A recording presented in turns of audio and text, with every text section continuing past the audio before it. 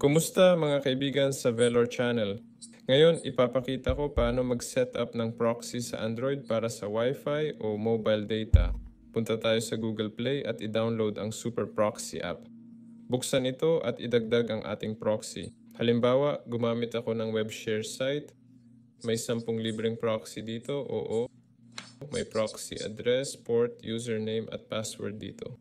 Ayan. Dito, piliin ang login at password na authentication at gamitin ang server.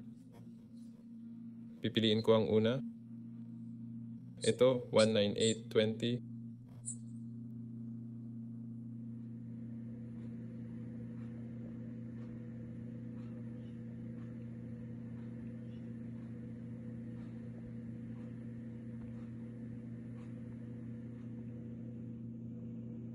Ayun.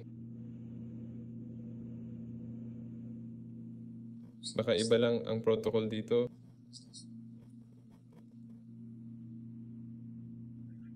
O mali lang ang pagpasok ko. Ayun. Sige, tuloy na tayo. I-click ang Save and Start. Ayun. Ngayon may proxy ka na. Like at subscribe sa channel. Ako si Velor. Paalam sa lahat.